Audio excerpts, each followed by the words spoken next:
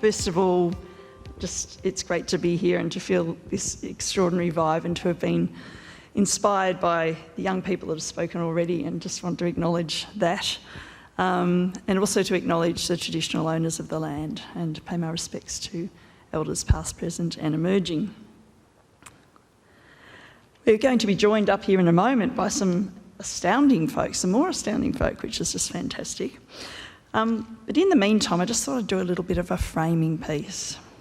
And I wonder how many of you have ever seen or opened the pages of this incredible book.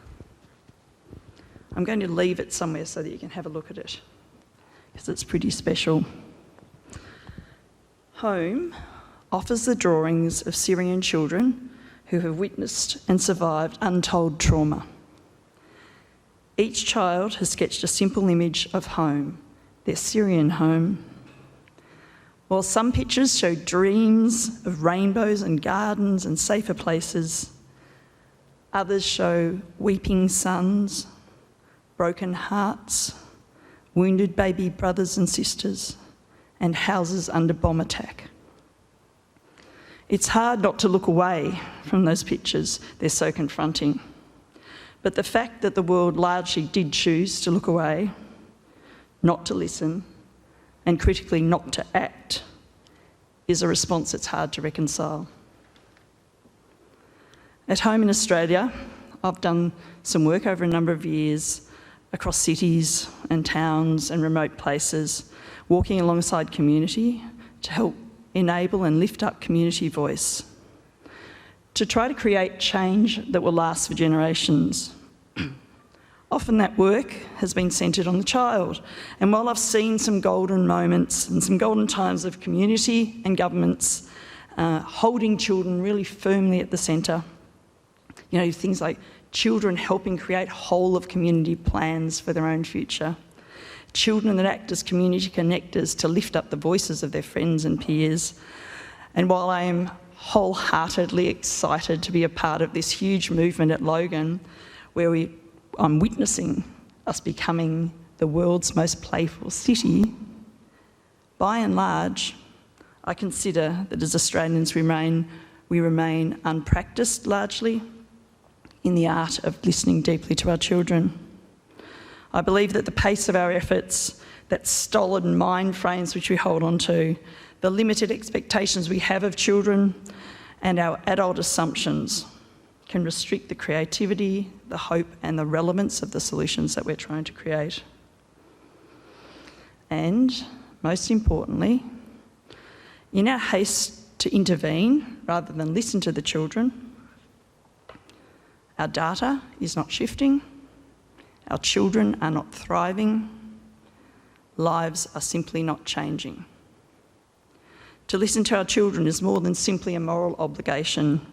It's a privilege and it's a gift, as we've heard today. Already this morning we've listened to the children's concerns and their solutions. We've been humbled and we've been inspired. And what we do next matters. Today we're going to be joined by an expert panel of community members, a politician, young leader who already has a global presence, social justice advocate and a human rights defender. I'm going to invite them up onto the stage now, because today we're going to explore our personal and our collective accountability, our responsibility to hear and act upon the voices of children. I'd like to welcome to the stage Jordan Hill, Samantha Clintworth, Daniel Patava, Ange Chuismoa, and Jim Chalmers.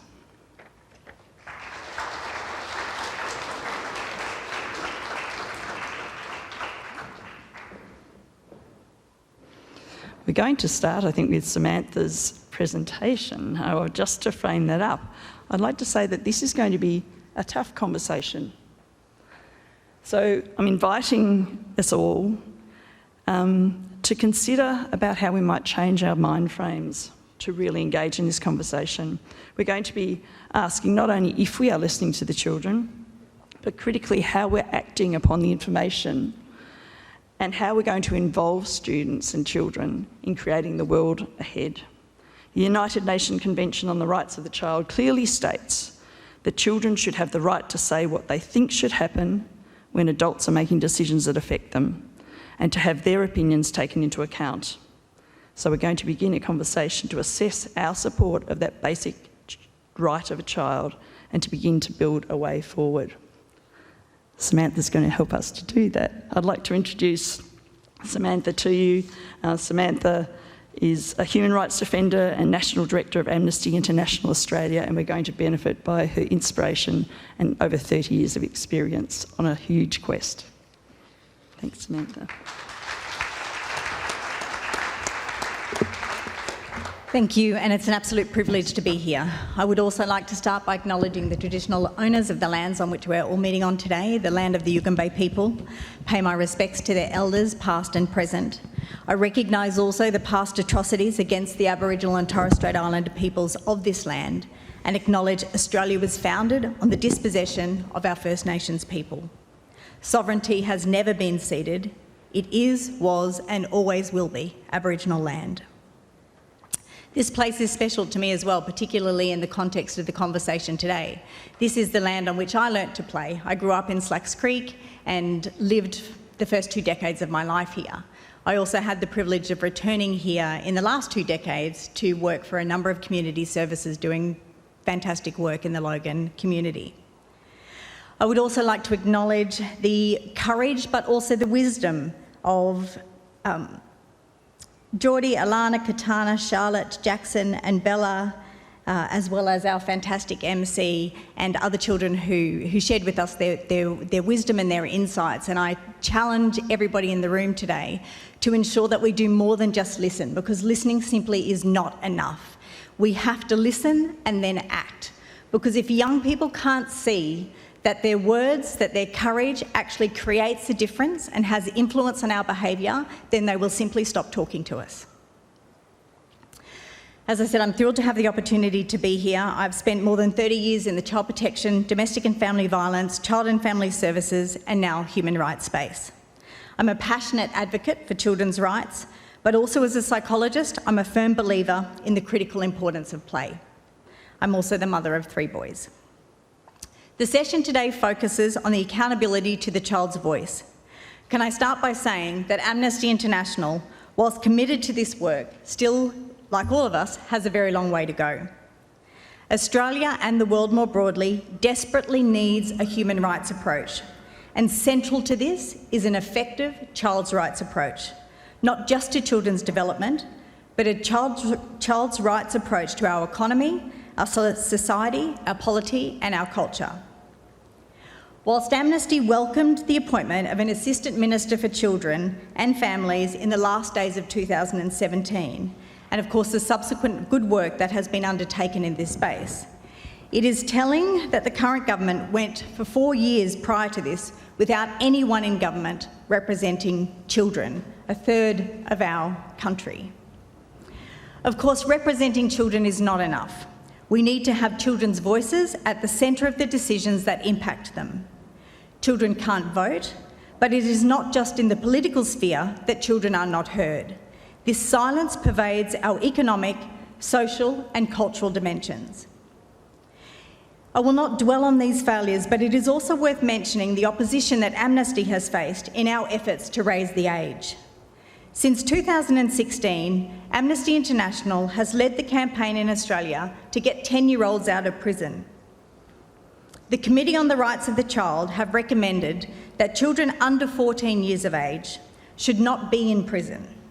Yet every single state and territory in Australia continues to refuse to get kids out of jail and stop them from falling into the quicksand of the youth justice system from which so many of our children will be drawn into for the rest of their lives.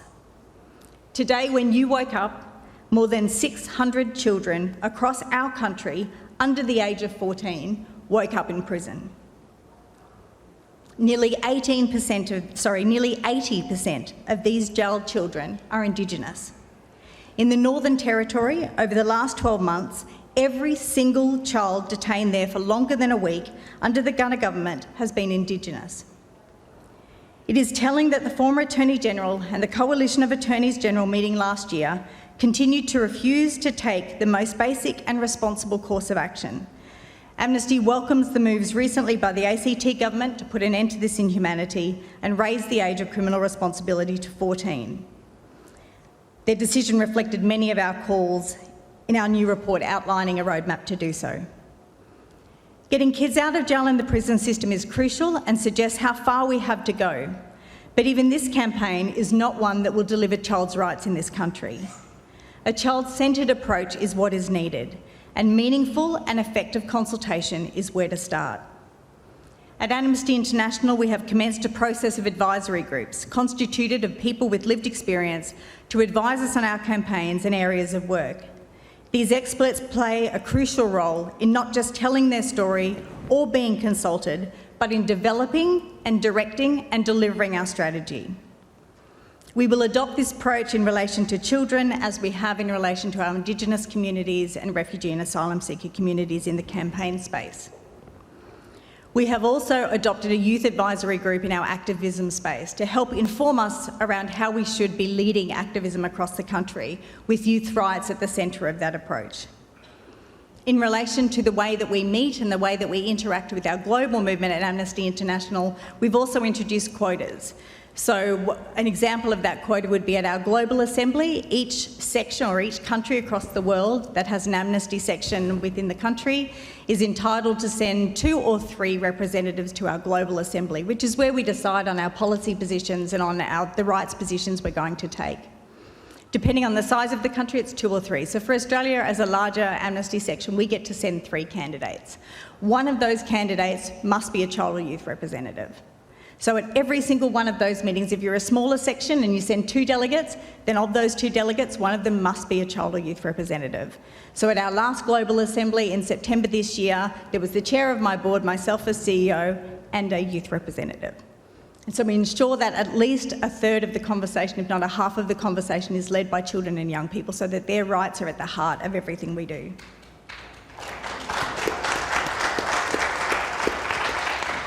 But as I said, an effective child's rights approach is not just about engaging and consulting with children. It's about involving them, as we should do with all rights holders, at the centre of our work.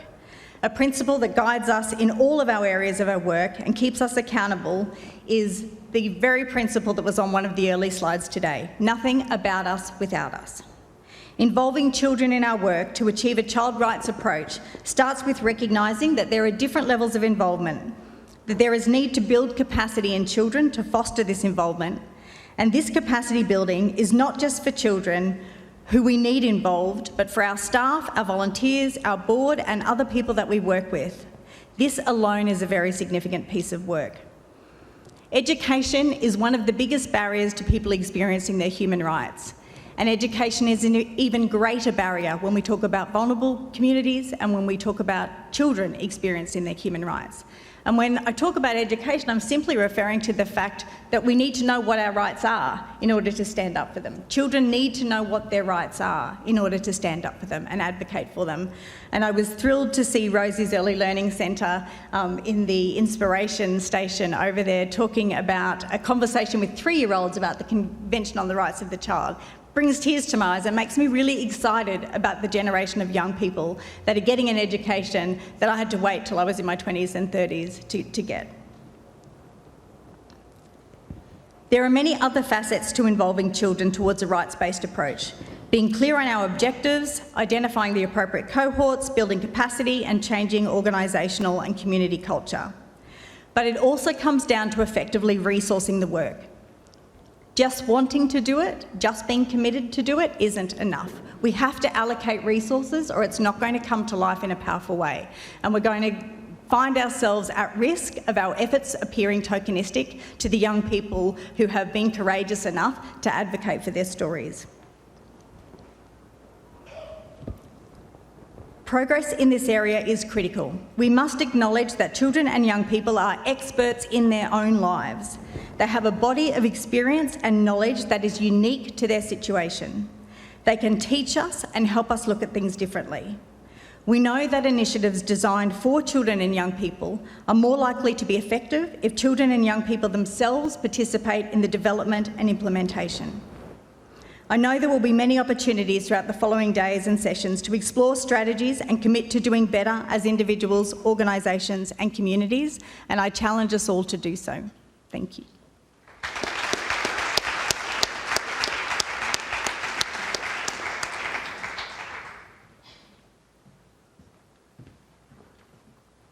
Thank you so much, Samantha. That was hugely powerful and inspiring, and I think we're ready to do it with you and alongside you. I have a few questions. I might actually, can I take this mic off? And yeah, thank you. And I might just head over here.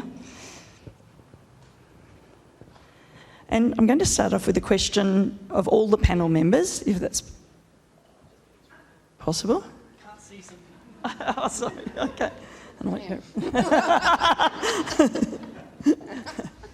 And and this is for each of you in turn, and I might start with you, Jordan, actually. I'd like to ask you, on a scale of 1 to 10, how do you think we are doing in supporting children to have a say about the issues that matter to them, from your perspective? So on a scale, it's quite difficult for me because I would talk about it from my perspective. And in our project, having children front and centre is very important to us. In saying that, I would still only scale it out of 5, because even though we talk to children, we aren't able to get the action that the kids are asking from us yet. And it's something that we're still trying really hard to encourage all of our networks to support us with. So a 5. And can you just explain where you're situated in terms of your work? Sorry, yeah, no, that's good. So I'm currently part of the Community Active Partnerships program. So I'm helping Hayano on the project about all things play in Logan. Maybe Daniel, you can introduce yourself. Yeah, fantastic. Hi everyone, my name is Daniel Padova and I'm the coordinator of YMCA Queensland Youth Parliament, and before that I was the president of UN Youth. I too want to acknowledge the traditional custodians of the land in which we meet today and pay my respects to elders past, present and emerging, and really thankful to be here today.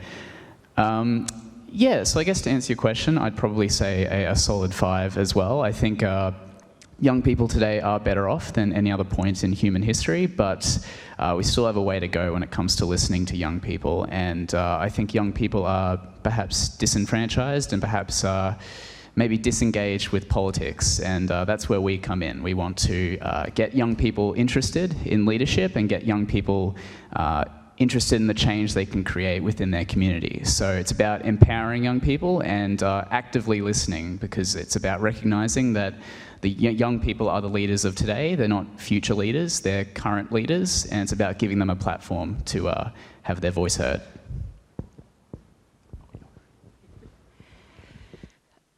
I don't like the scale. Sorry, Michelle. But we have so much more work to do. We hear from children. I'm from the backbone team of the Logan Together initiative. And we have and we hold the voice of our children in Logan.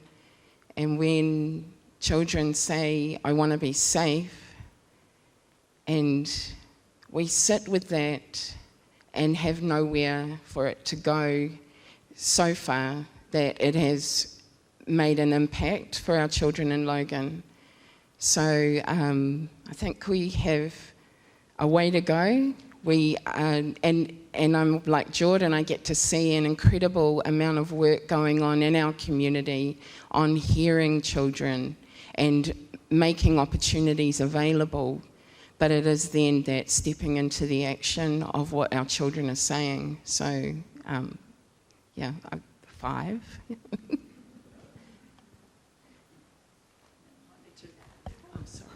Sorry. Yes, I concur with all of the comments that have been made. I think if we were rating ourselves on intent and commitment, we would receive a much higher score, because I think that we're at that tipping point where there's a growing engagement across community to do better and to do differently. But if we're rating ourselves on the actual impact we're having around children's voices impacting what service and outcomes look like, I think we're probably around a 3. Thanks very much. Thanks very much, Michelle, for the opportunity to be here today, and to all the organisers. My name's Chalmers. I'm the Federal Member of Parliament for this part of the world in the kind of northern end of Logan City. I grew up about 2 or 3 kilometres that way in Springwood. And I'm just really pleased to be here with all of you. And I'm pleased that I got to go last, because I kind of figure that if you all are kind of 5 out of 10s when it comes to listening to children, then I feel like my part of the political system, the national level, the federal part of the system, is probably a 1 or a 1.5. And I don't say that sort of flippantly. I mean, that is very concerning if you know, some of the organisations who we, you know, think the world of in this line of work, you know, if there's that much improvement at your level, then I think there's, you know, much more improvement that we can do in government. And I think the best way to understand that and to kind of summarise that is that national politics, if it's defined by something, it's defined by the kind of biggest, loudest, best funded voices. You know, they are the voices that get the most attention. And as a consequence of that, they get the most kind of policy attention as well. And we're talking here about, you know, often the smallest, literally, the quietest, often the most underfunded voices in our country. And so inevitably, we don't do as good a job as we could listening to children.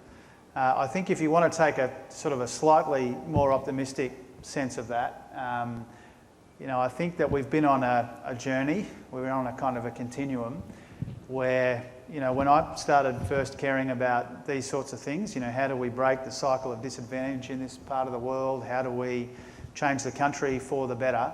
I think, you know, however long it was before the Logan Togethers and before many of you would be working in this space, I think there probably wasn't even a recognition then that we need to put kids at the centre of what we do. And I think there has been some progress in that at the national level. You know, we understand that if you want to break some of these cycles that concern us, particularly intergenerational ones, then you need to start as early as possible. But I think we haven't taken the next step, which is to work out how can children help drive that understanding and that change. You know, we do our best with the young Australians who come to us via the local parliamentary representatives. It's terrific, but that's all a long way of saying that we can do much, much better.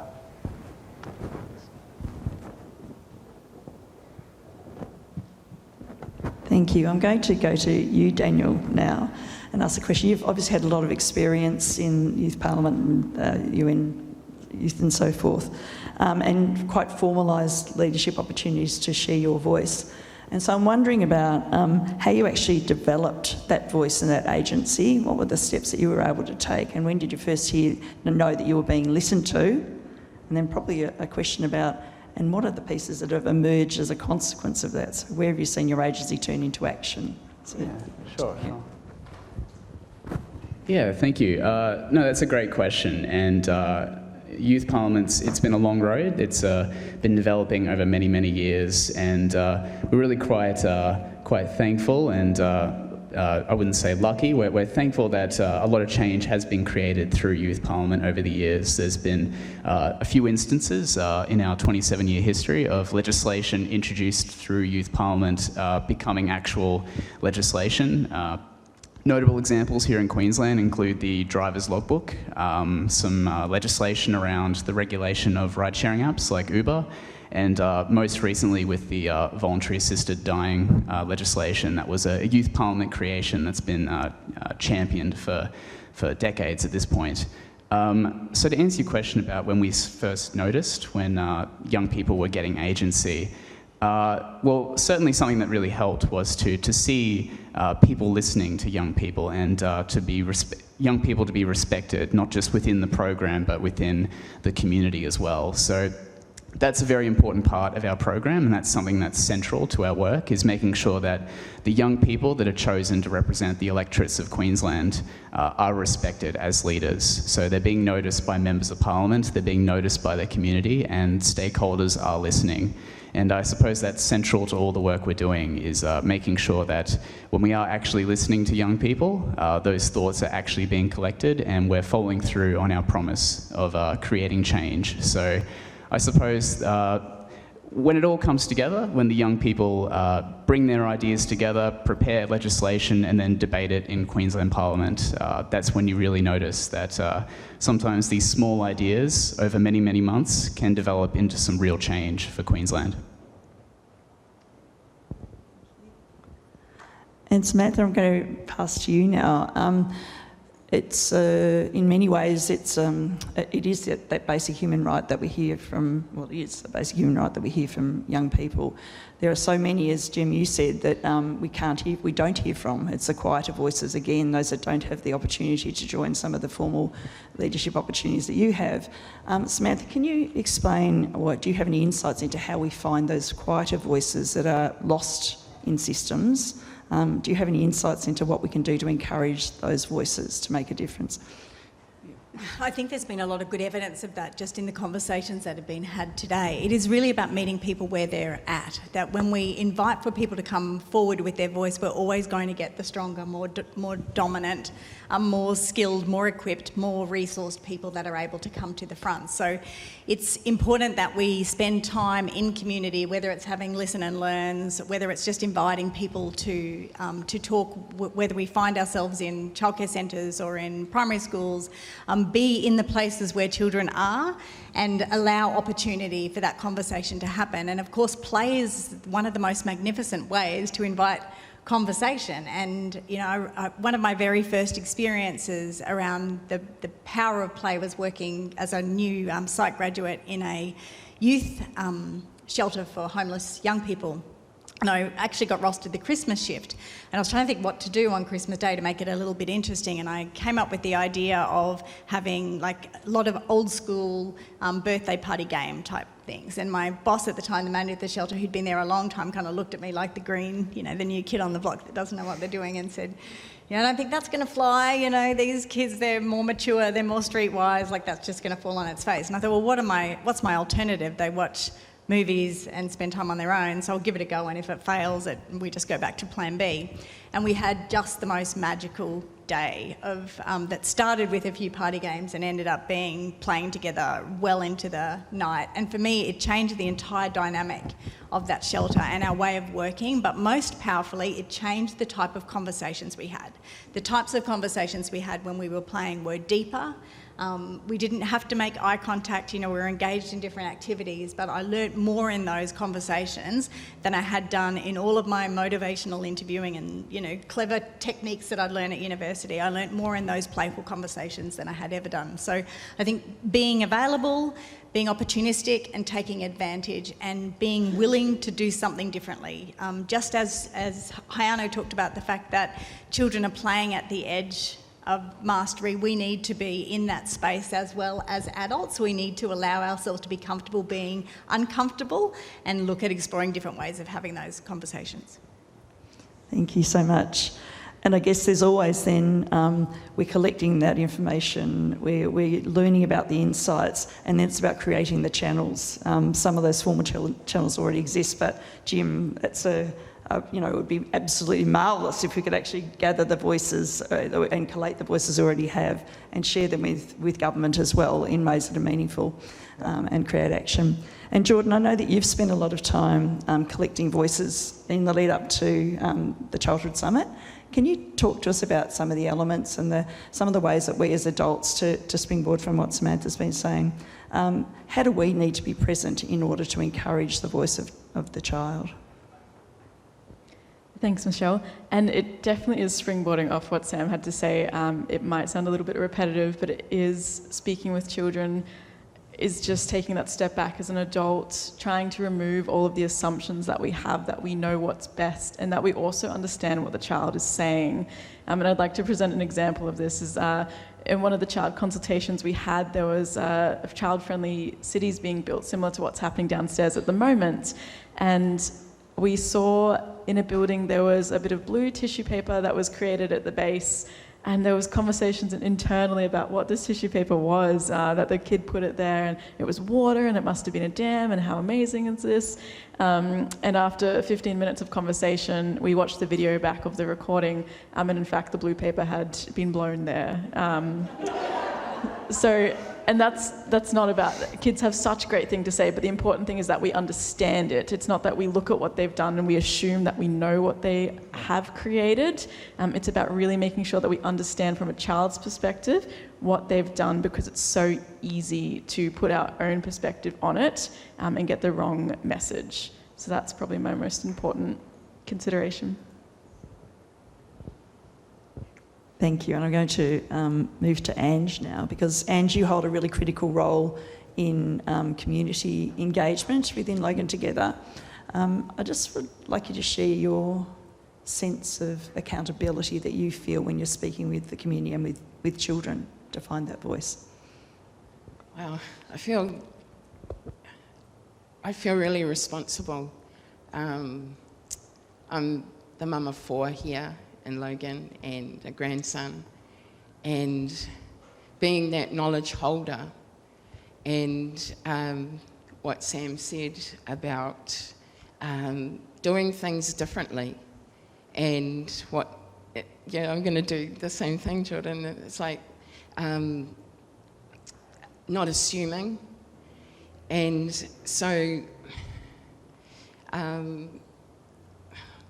when you hold the child's voice from the children here and you say to them, I'm going to take this to people, there are adults listening and they want to support what you're saying.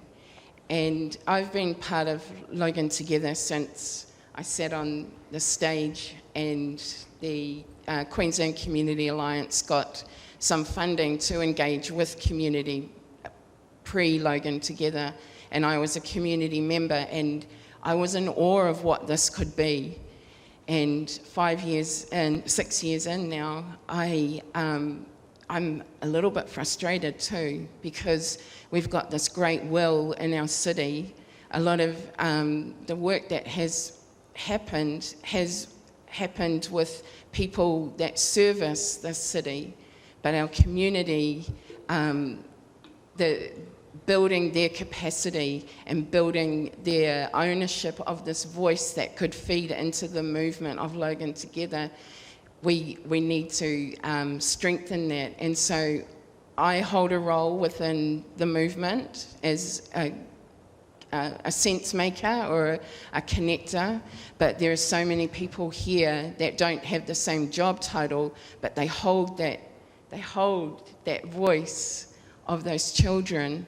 And to be able to bring it to the centre and for it to make an impact, that is my aspiration for our kids. And for you all to be here and to build that movement in our city is going to be the best thing. And so I really encourage you, if you don't know, it's a shameless plug, but if you don't know about Logan Together, you don't know what's happening, you don't know the incredible things that the community active partnerships do. And that is a really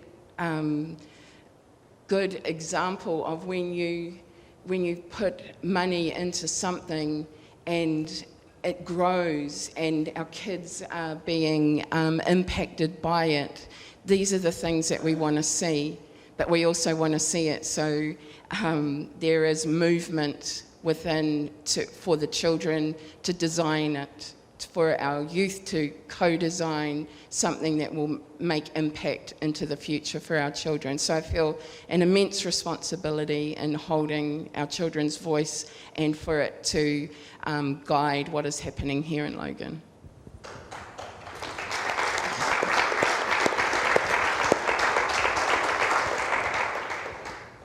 Thank you so much, Ange.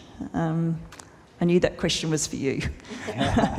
And it's a question for all of us, as Ange has shared as well. I guess what we're hearing today as we start to wrap up and move into the next piece, but this is enormous work, to have the child's voice at the centre, to hold children centrally is just so critical and so big, and it will take all of us to step into our agency and accountability around that. It's for all of us to do. And we know that the thinking that has created the conditions, the environment, the situation that we find ourselves in now, We can't use that same thinking to move forward into a different world. So we have to listen to those children and think differently. And so I'm going to ask the panel members one more thing. It's a trick one, or it's a tricky one anyway. And that is that we know, we've heard over and over, listening to the voice of children is not sufficient. So I wonder if you could pause and consider, what is one thing that each of you could do that's within your own agency to change, to make sure that the voice of children is heard, even as we move forward today, and that voice is acted upon. So what is the one thing that you could do that's within your accountability and your agency to do that would enable that voice to move into action? I'll give you one moment. Yeah, Jordan's got it. Multiple things for us, but primarily outside of the Community Active Partnership Program, it's advocacy. We ensure that the children's voice that we collect are going to places where there are people who can make decisions that we can't. For the decisions we can make within our program, it's really important to us that children's voices that are collected that can dictate what we do or could change our actions are listened to.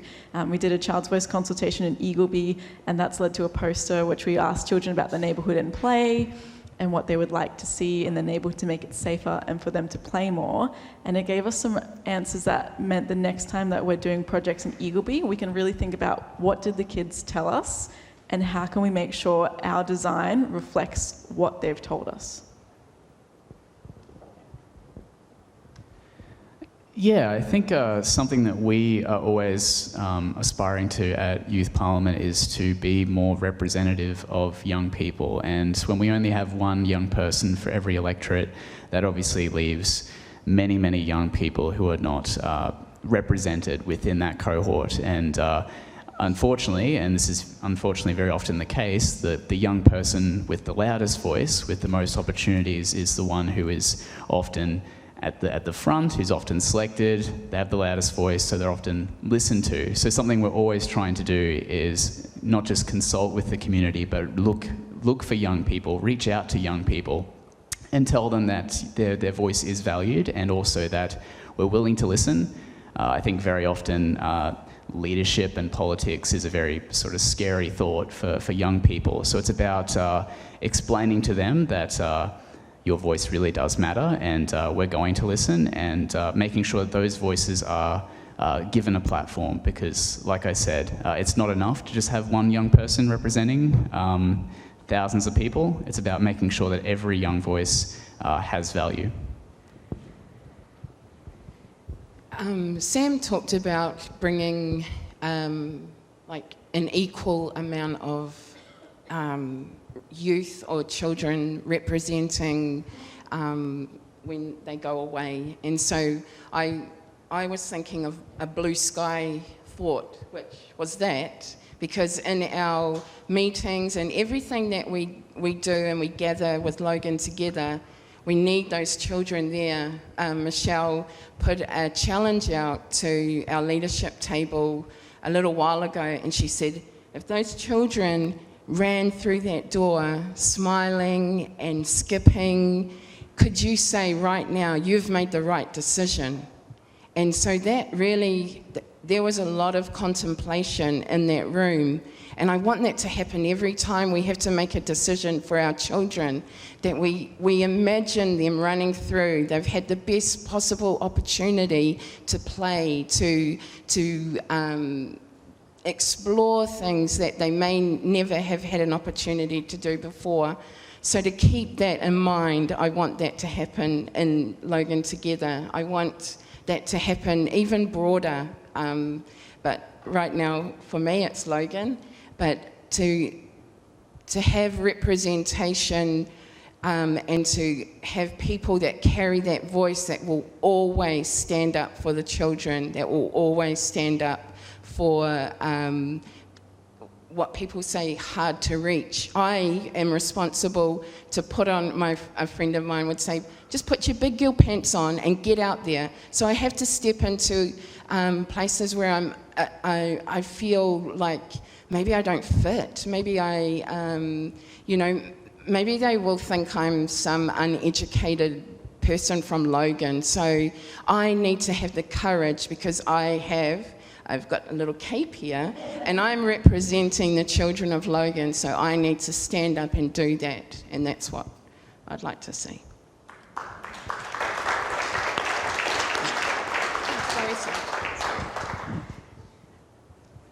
For me, there's two parts to this. The first part is when we think about consultation, that we really need to ensure that we do that in a way where we are being completely honest and authentic. So it's, there are always limits to our capacity to influence, even as adults, but of course there are limits to capacity to influence for children as well. So just being honest about that when we're consulting, that this is the area you have influence, this is the area we can have impact. We can't change this part or that part. There may be funding parameters or other constraints that prevent impact in that area. But we don't want to create an expectation that we're going to hear and that all of those words are going to create immediate change. And kids can handle that. Just be realistic, just be honest. These are the parameters, this is our area for influence, and we're going to nail it. This is where we're really going to create change. And we'll build on that and grow it, but for now this is the space that we're influencing. So I think that's important. And secondly, in terms of an improvement area for me to take on board would be really to ensure that we have children and young people's voice at every stage, from co-design, from consultation to co-design, to review, to evaluation, to redesign, that voice is at every single stage. So we're not just doing a one-off and going, oh great, we co-designed this, therefore it's a fantastic piece of work. But are children reviewing it? Are children experiencing where it worked, where it didn't work? Are they guiding us for how we could do it differently? And it's important for me that the voice is at every stage. And that we think about the child's voice as an expert, not as, Yeah.